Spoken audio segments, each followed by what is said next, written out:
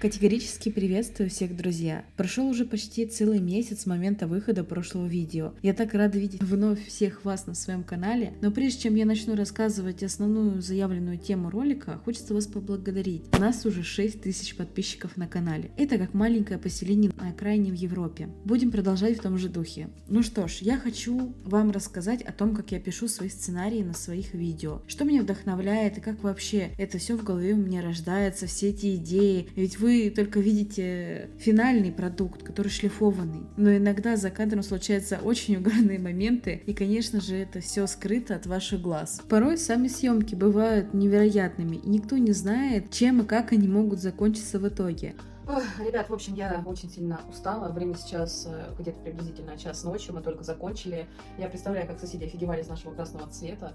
Ну, я очень устала, дышать через маску было очень тяжело, мне было безумно жарко, но в целом мы справились, и вышло очень круто. Даже для этого ролика я написала основные тезисы, чтобы ни о чем не забыть, рассказать по мере самого повествования. Я сразу хочу предупредить, что я не какой-то там великий профессиональный сценарист, я нигде специально не обучалась этому тонкому ремеслу. Все, как говорится, приходит с опытом и многочисленным хождением по минному полю. Вы наверняка заметили, что проработка глубины сценариев выросла, если сравнивать даже с роликами двухлетней давности. Я абсолютно не верю в талант, я верю в расположение к чему-либо. Если упорно биться об стену, рано или поздно там будет дырка, так и здесь. Я не знаю, правильно ли я делаю или нет, это не важно, я просто беру и делаю. Обычно я пишу свой текст на бумаге, как по старинке. Мне так больше помогает отдалиться от внешнего мира и полностью погрузиться в тему. И только потом я дорабатываю его уже на компе, довожу до финальной стадии. По большому счету, это уже не просто написание текстов, а все больше напоминает традиционную журналистику. Ведь собрать всю информацию и обработать ее, исключить все лишнее и затем выпустить ролик, где все самое важное собрано. Иногда информацию приходится вытаскивать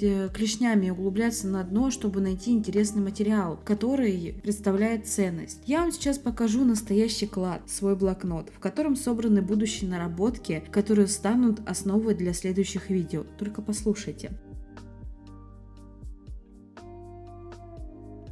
Итак, зацепинг. Что заставляет подростков идти на смерть? Мафия, о которой мы ничего не знаем. Кстати, я давно планировала снять про мафию, рассказать полную историю становления мафиозных кланов. Планирую сделать как документальный фильм. Я сейчас, кстати, решила пересмотреть полную трилогию «Крестного отца», где я буду черпать источник вдохновения. Кроме этого, проходила на днях серию игр «Мафия». Особенно, кто из вас играл в «Мафию 2», тот помнит наверняка финальную сцену, где прозвучала эта легендарная фраза «Джо в сделку не входил». Я тоже что-то подобное сниму. В конце ролика, что и придаст драматургии, и будет крутая отсылка к первоисточнику. Это еще что такое? Куда они везут Джо? Прости, Джо в сделку не входил.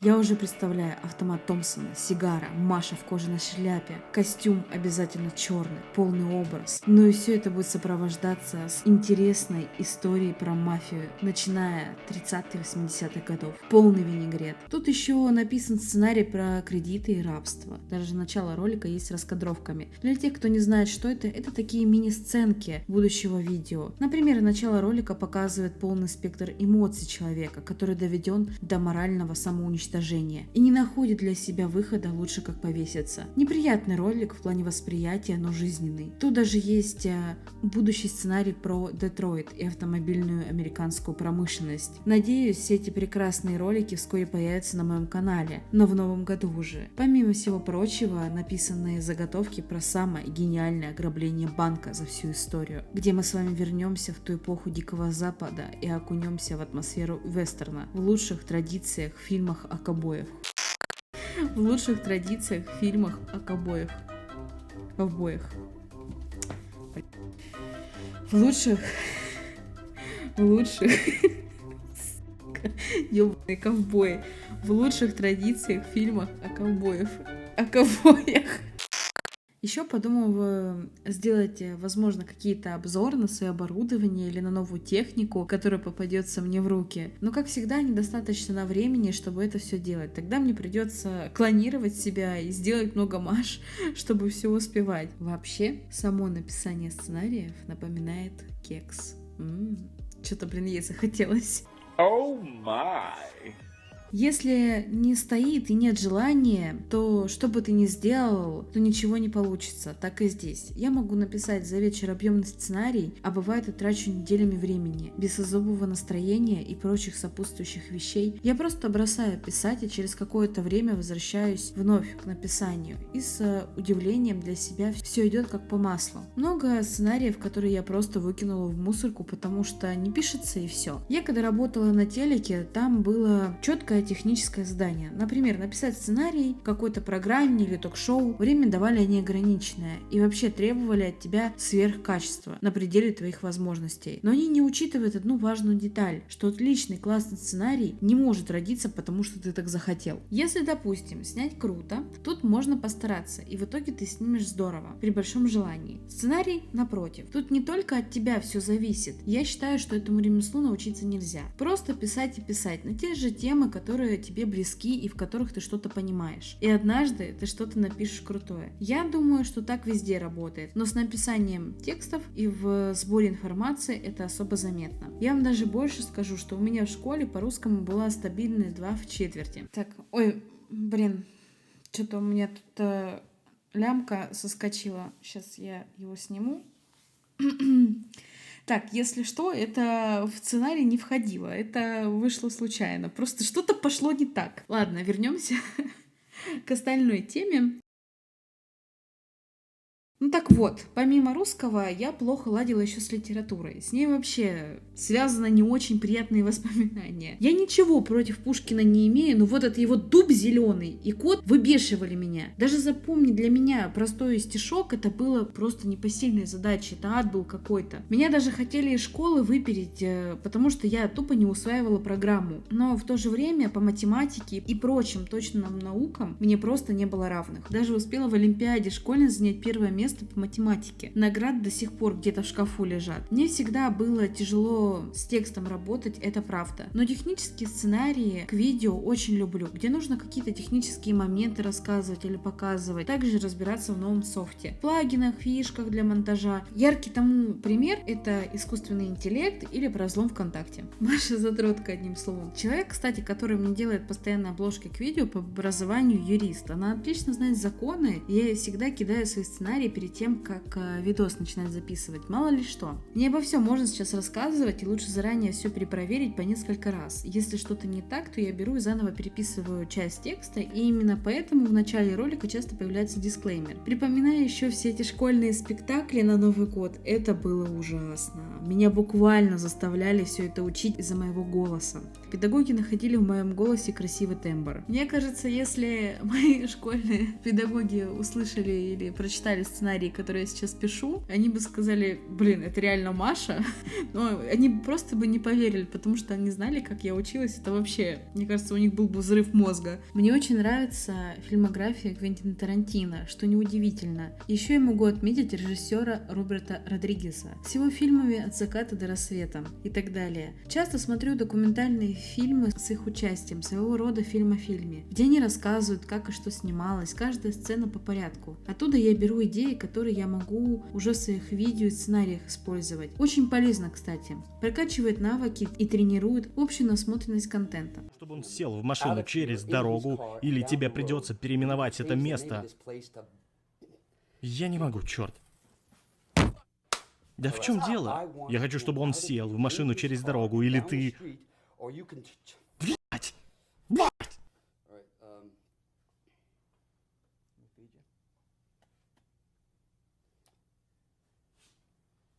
Ладно. Вам тоже крайне рекомендую смотреть не сам фильм, а как его снимали. Малоизвестные факты о фильмах, потом сам фильм по-другому будет восприниматься. Многие вещи, которые вы не замечали ранее, становятся очевидными. Еще припоминаю легендарный фильм «Лицо со шрамом». Он просто великолепен. Я именно на таком серьезном кино росла, и это сильно повлияло на мое восприятие мира. И это хорошо читается в моих текстах, которые я пишу. Скажите мне до свидания. Пока.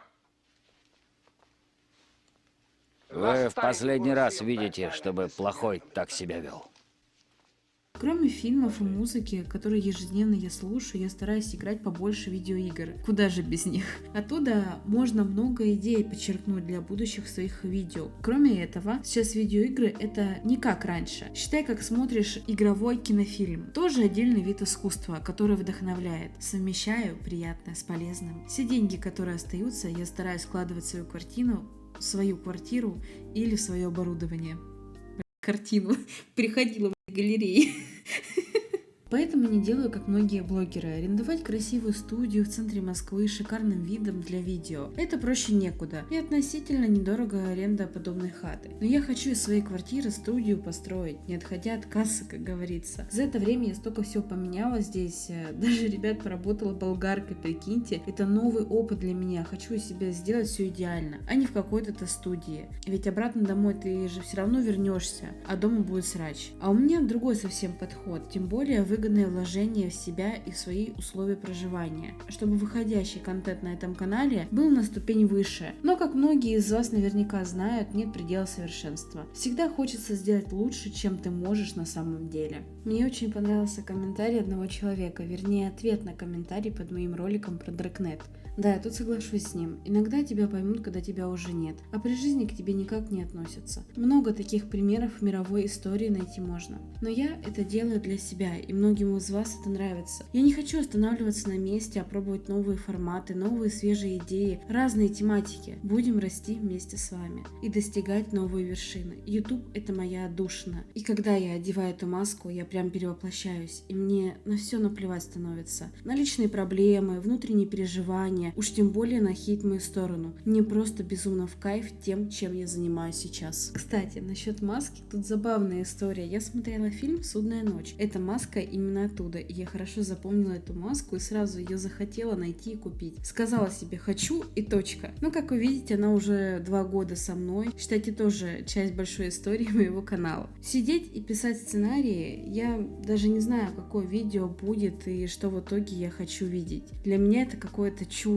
Знаете, вот ты садишься писать текст, и потом все это начинает обретать отчетливые очертания. Уже кадры появляются в голове вместо съемок. Даже доходит до того, что я знаю, в какой одежде это снимать, а еще лучше, если повезет, то с погодой можно угадать и снять нужные локации в нужную погоду. Кроме того, я даже прописываю мини-сцены и приблизительный сценарий к своим клипам, чтобы сразу начать снимать, не тратя на это много времени. Раньше я просто от балды тупо снимала кадры и быстренько монтировала подобие клипа. Сейчас же я стараюсь все заранее продумывать, как свет выставить, и многие другие детали обдумываю заранее. Был один прикольный момент, когда мы клип снимали на зомби-тему. Хочу вам отрывок с видео включить. Снимаем новый клип, так сказать.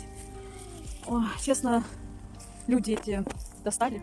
Тут мы огородили вон лентой все вот этот периметр, и то женщина с собакой прошла, хотя я ей показала знак, то, что не надо и сюда идти. И здесь идет съемка, то там пикник рядом собирались на поляне устроить, вон там. То бабулька тут странная пришла, вон, сказав, я хочу прижаться к этому дому, к своему любимому, во что здесь минировано? Я думаю, бля, все, конечно, хорошо, но только вот проблема люди. Так что ждите к концу мая новый клип. И таких ситуаций было множество. Когда мы Хэллоуин клип снимали, от нас люди шарахались и старались не идти по той дороге, где мы снимали. Короче, сейчас занимаюсь съемками для клипа. Смотрите, какие у меня охуенные. Вот, украсила декорациями всю комнату. Это просто Смотрите, какой у меня прикольный друг. Это просто очень сложно, мне, конечно, помогают, но у нас только на украшение все ушло. Ну, заняло времени где-то часа 3. Снимать, я думаю, мы будем гораздо дольше, может, часов 5. Ну, думаю, к 9 вечера мы точно управимся. Ну вот даже сама идея насчет клипа, где деньги к потолку бы...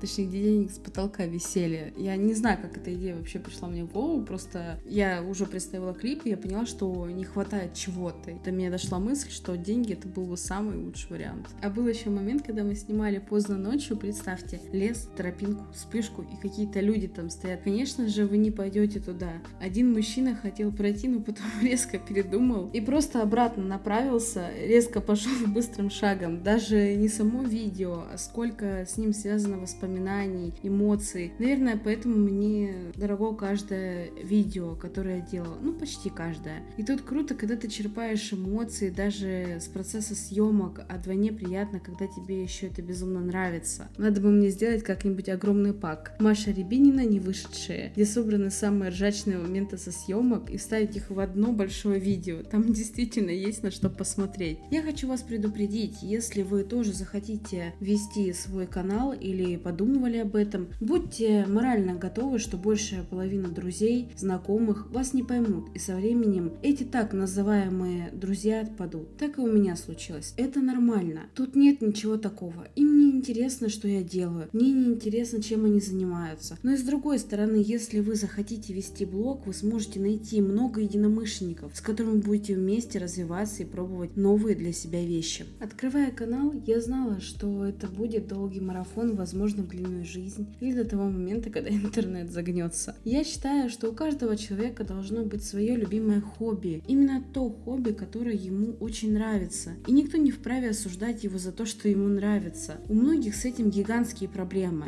Почему-то через видео люди оценивают тебя, твои взгляды и судят, исходя из того, что они видят в своих экранах. Но ведь это как общение через интернет. Люди, как правило, могут не соответствовать тому, кем являются через интернет. После каких-либо видео я не боюсь, что от меня могут отказаться некоторые люди, потому что это творчество, и не надо путать его с моей жизнью. Кроме этого, даже снимая будущее очередное видео, я держу одну мысль в своей голове, что я могу в чем-то соврать, вам, сама того не ожидая. Потому что производство такого плана видео очень тяжелый труд, безусловно, который мне нравится. Даже мои мысли не всегда получается правильно донести, и все равно найдутся люди, которые тебя не поймут и ход твоих мыслей. Приходится потом долго разжевывать в комментариях или в личных сообщениях, что ты имела в виду. Да, с этим у меня есть трудности, но я все равно делаю, даже если полностью ролик будет неправильным в плане всего. Тут важно одно: просто начинать делать и не сидеть на месте, и ждать, что само чудо произойдет и видео появится на канале. Напоследок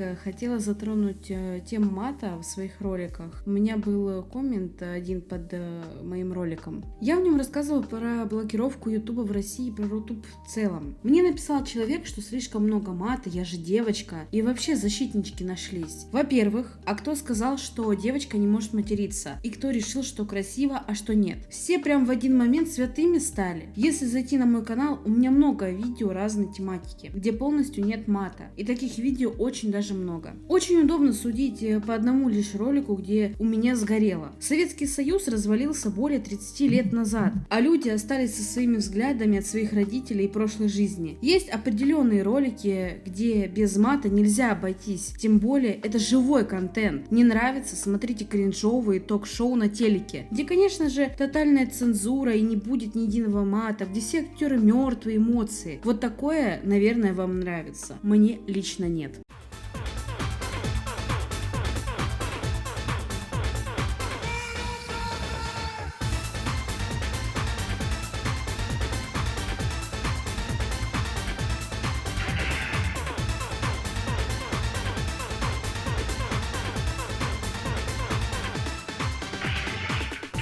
Я на это все насмотрелась, когда в киношколе училась, мне этого вполне хватило. И за высокие рейтинги программы не готовы настоящий трэш снимать, жертвуя качеством выходящих выпусков в эфир, где люди либо по блату туда попали, либо просто оказались в нужное время в нужном месте. К хейту я привыкла, но знаете, как смешно выглядит, когда я старалась над видео, выпустила его, человек пишет негатив, и потом он удаляет свой коммент, потому что ему ответили по существу. Это просто в голове не укладывается. Ты потратил свое время, потом на тебя наехали в комментариях, комментариях, ты стер свой высер. Я, кстати, никогда не удаляю комменты, даже негатив. Идиоты должны быть открыты всем. У меня как цирк уродов, и я руковожу банкетом. Я как управляющий огромного зоопарка, только за место животных просто идиоты. Иногда складывается впечатление, что это не люди вовсе, а боты, как в играх, знаете. Но всегда смешно читать подобные вещи. Одно дело, когда человек конструктивно пишет, указывая на ошибки, а совсем другое вот это. Сильно сомневаюсь, что когда человек занят чем-то, он будет